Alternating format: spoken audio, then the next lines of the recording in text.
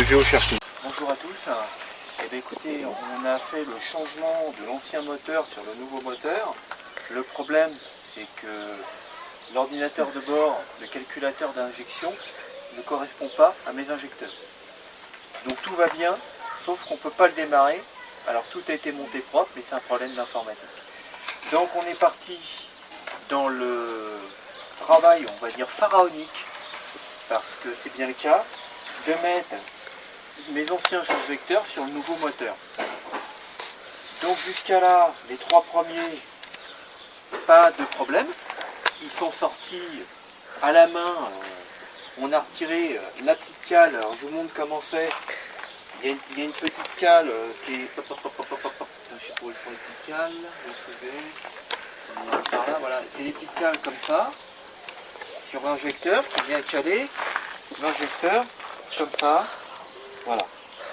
Sauf que l'injecteur, il était grippé. Et quand je dis grippé, il n'est pas grippé à ce stade-là. C'est catastrophique. Alors j'ai été voir un mécano qui m'a dit tu tapes un petit peu d'un côté, tu tapes un petit peu de l'autre comme ça pour pouvoir le dégripper. Le problème c'est qu'en faisant ça, il s'est desserré ici, il a grippé dedans, il a cassé. Il y a 10 minutes, j'étais aussi gris que le ciel derrière moi et c'était consternant. Hein. Plutôt bleu. Donc avec un aimant, j'ai réussi à ressortir ça, j'étais super ravi. Sauf que il y avait ça qui était cassé dedans que j'avais oublié. Et ça c'était la partie grippée. Alors, comment j'ai fait pour le sortir? Alors premièrement, je sais qu'il ne faut pas faire de publicité. Mais alors là, je vais en faire. J'ai acheté chez Rondi du Bardal démonte-injecteur sans extraction. J'ai pas arrêté d'en mettre. On voit à quel point comment dire, le bout de l'injecteur est rouillé. Ça a réussi à me dérouiller. Et ce que j'ai fait, vu qu'il était cassé dedans, j'ai pris un petit bout de cuivre de 14.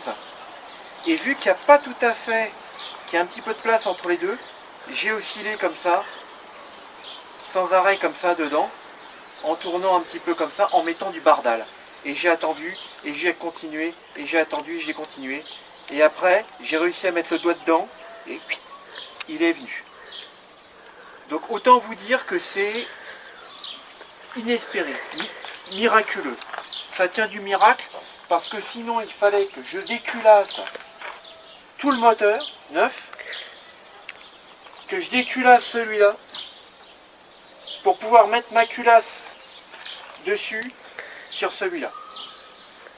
Donc il y avait encore, pour moi, au moins 5-6 jours. Pour un mécano, peut-être 2 jours, mais pour moi, au moins 5-6 jours de boulot, et de clé dynamométrique, et de racheter un joint de culasse, et de serrer ça, et de redémonter tout le turbo, et d'enlever tous les liquides qui sont tout neufs que je viens de mettre, et de pousser le moteur en avant. Enfin bref, un boulot sans nom. Donc, moi c'est passé avec du 14, c'est du tuyau de 14, en forçant un petit peu, et avec beaucoup de Bardal. Donc j'ai vu que sur les sites, tout le monde galère, tout le monde pleure. Il y en a même un qui pleure en disant j'ai cassé un injecteur dans ma culasse. Même chez Peugeot, ils ne veulent pas me le changer, ils veulent rien savoir, ils veulent voilà. Donc je ne sais pas quand est-ce qu'il a posté ça, ce bonhomme. Mais le produit injection, génial, ça m'a dégrippé le truc, ça m'a sauvé mon moteur. Donc quand il y a des bons produits, il faut le dire. Alors peut-être qu'il y a des autres produits qui marchent très bien aussi. Ça là, ça vient de chez Rondi, c'est du Bardal, ça marche. Ça a prouvé GeoCherge Tout.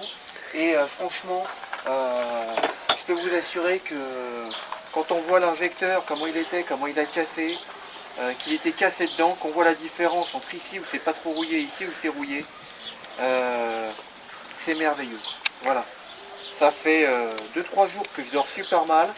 J'ai niqué l'injecteur, mais il est sorti.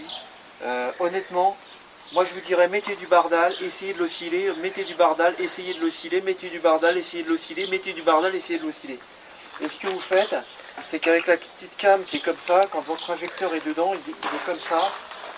Moi à force de taper dessus, le truc, normalement ça glisse juste, hein, il faudra que je le resserre.